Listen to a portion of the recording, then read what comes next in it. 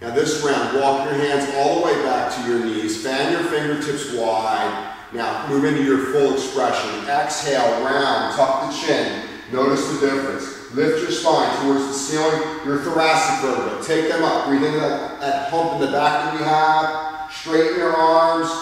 Good. Now when you need breath, walk your hands forward.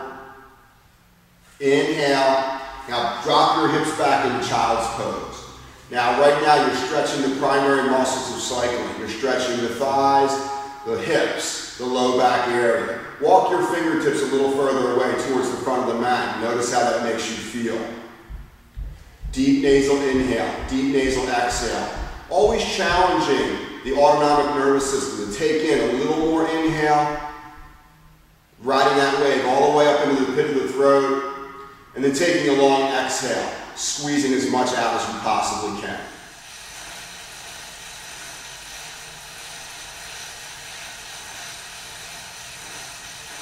Now I invite you to try to find a rhythm to the breath. In other words, your inspiratory process and your expiration process, your exhale. And I want you to begin to link that rhythm to what's happening in your legs.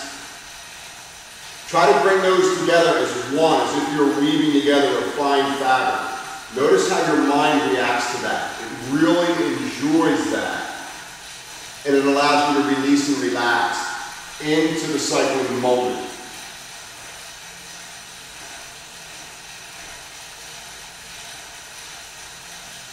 And let's begin to change the breathing process a little and notice how the body responds to this. Okay? I want you to begin to lengthen your inhale and shorten your nasal exhale. And watch how the body responds. Go through 5 rounds of this. Keep your long inhale, but let your exhale be a little bit shorter. Go through 5 rounds, and then see how you feel. Begin. Eyes are closed now. I want you to connect with the breathing process. Get to discover where the energy comes from before you utilize it.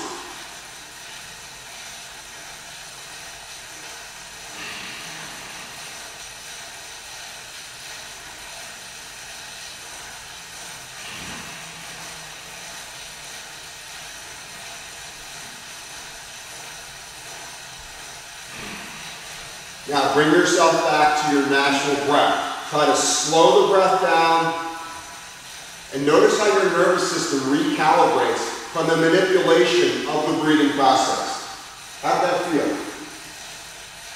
It felt as if I was drawing in more oxygen than I normally would during that length of breath. Exactly. So what we were doing there is we were thickening the diaphragm muscle by allowing it to drop down further, allowing the rib cage to expand more, and we weren't squeezing out as much carbon dioxide, helium, toxins, nitrogen, other products of the exhale. So that's a drill you can do to create a little more heat and to allow the rib cage to expand a little bit more.